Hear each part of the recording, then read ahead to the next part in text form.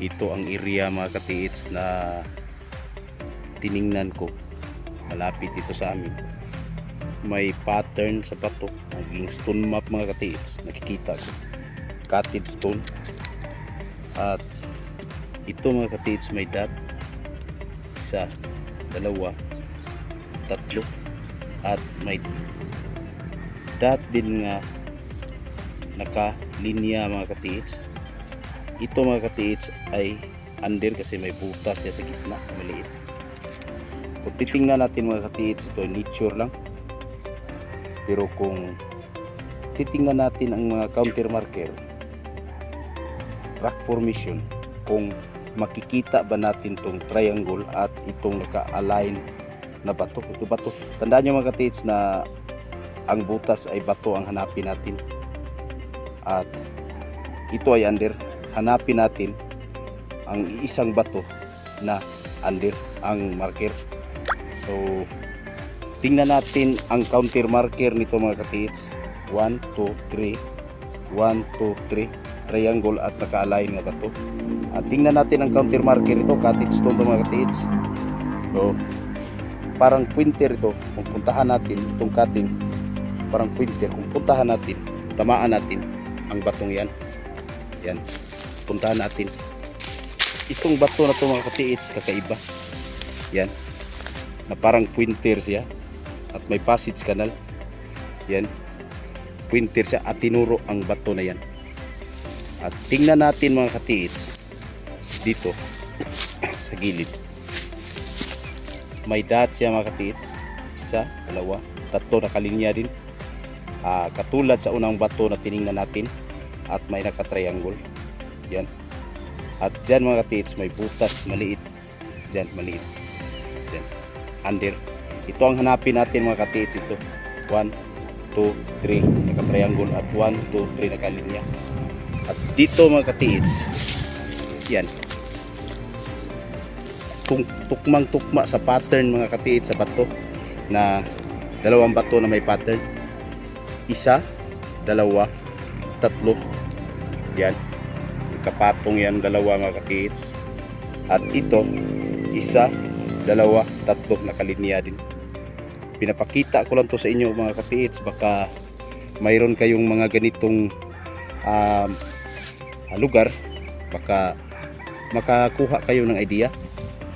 At titingnan natin dito mga katiits. Ito na mga katiits ang napaka-legit na marker. Yan, ginawa nila. At ito, sinilsil mga katiits. Yan, box. At naging pointer patungo dito sa baba. Yan, tingnan natin. Diyan siya tatama. Diyan. Tingnan natin mga katiits, ang una kong sinabi na under, pattern na under. Diyan mga katiits ang pyramid. At may dot siya. At may female organ sa gilid. At ang female organ mga katiits, kung sundan natin, punta siya dito, tamaan itong bato na to. At masasabi nating legit mga katiits kahit sa tingin natin ang marker mga katiits nature lang. Kung may mga portion na binagbag mga katiits, yan mga katiits, lapitan natin.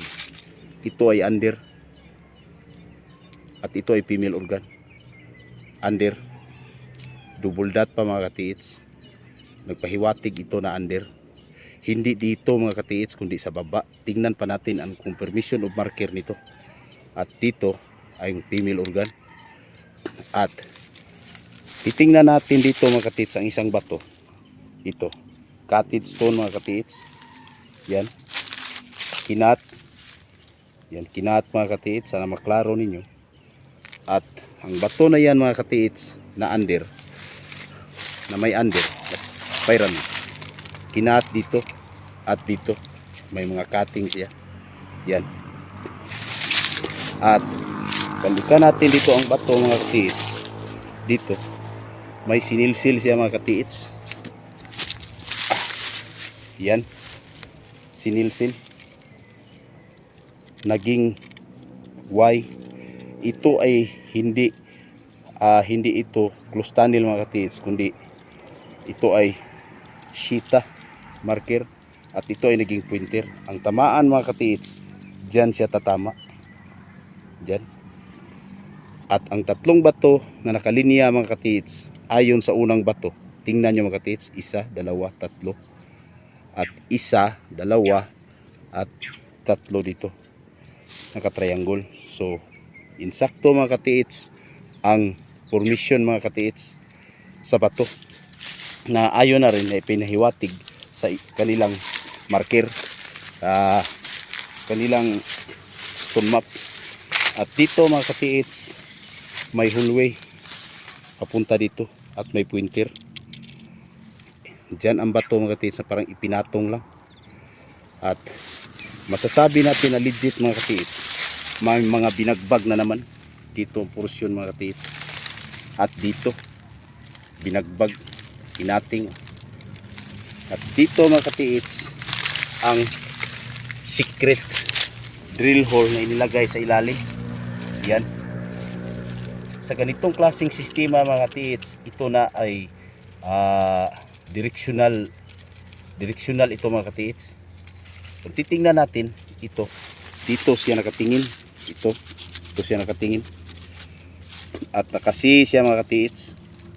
See, ang napakaganda ang pagkagawa ng drill hole mga katiits, na directional drill hole. Ito ay directional drill hole mga katiits. I-discuss ko lang to sa inyo at paliwanag, baka may halintulad sa inyong lugar na halintulad nito. Sana makakuha kayo ng pattern nito, makakuha kayo ng idea. At ito ay naging pointer, at ito naging pointer, at ito ay C.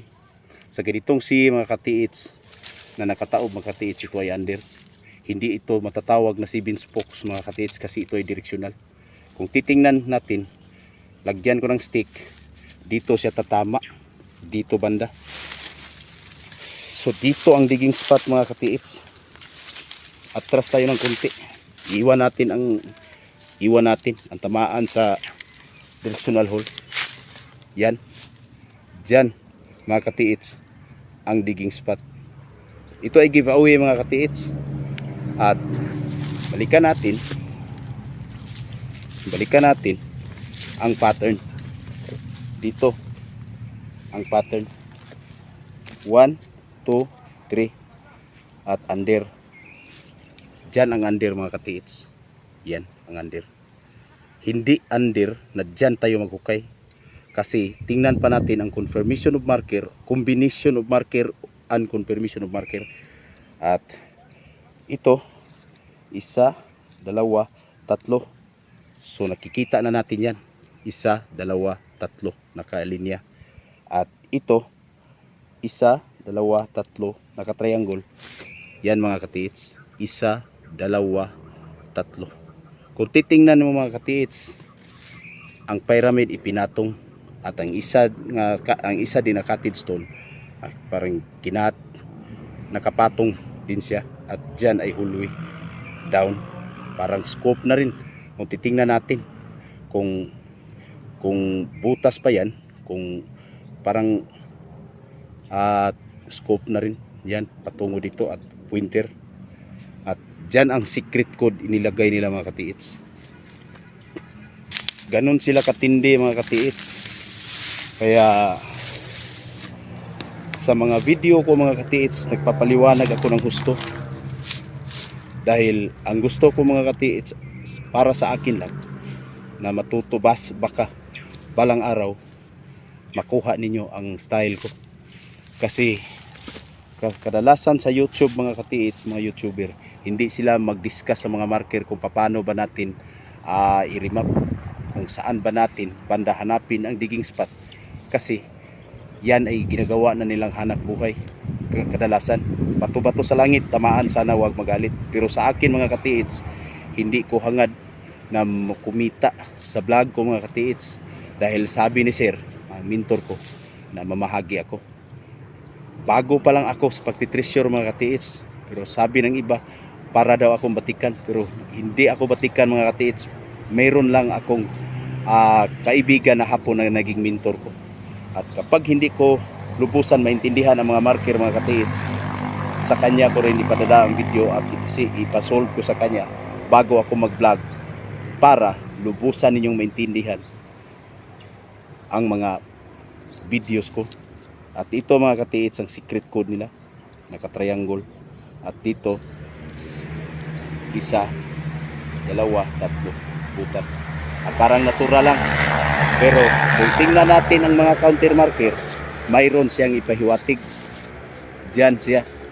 1, 2, 3. At female organ at under pyramid. Sana naman mga katiits, sa mga kapwa ko treasure hunter, kahit hindi ka baguhan, kung malimit lang ang iyong kaalaman tungkol sa pagbabasa ng marker, sana balik-balikan mong panuurin ang mga videos ko mga katiits. Dahil dito sa video ko, hindi ako magtuturo ng kasinungalingan. Itinuturo ko ang totoo kong nalalaman. Ipinamahagi ko sa inyo kasi balang araw baka mayroon sa inyong makahukay. At sa akin na rin, makahukay din kami. Si maliit na grupo lang kami. Pero sana naman makakuha tayo. Walang mintis ang tsamba mga katiits. Kaya tandaan nyo yan. Walang mintis ang tsamba. At dyan mga katiits ang sinasabi kong digging spot nito. Kaya balikan nyo kung hindi nyo maintindihan mga katiits. Ito ay kumpulan. Walang ibang bato dito. Magtataka ako kung bakit dito ang mga bato dito lang. At titingnan natin dito mga katiits. Wala nang bato dyan. Wala nang bato dyan. Dito lang nakakumpulan ang bato. Kasi sa palagay ko, ginawa nila to ang rock formation sa pagbaon nila. Kaya kung may makikita man kayong katulad nito mga katiits, sana subukan nyo na rin. Baka makahalintulad sa marker dito, subukan nyo na rin kung saan ninyo hanapin. Tandaan nyo mga katiits, ang surface marker mga katiits, nagtuturo lang ng digging spot, hindi ang deposito.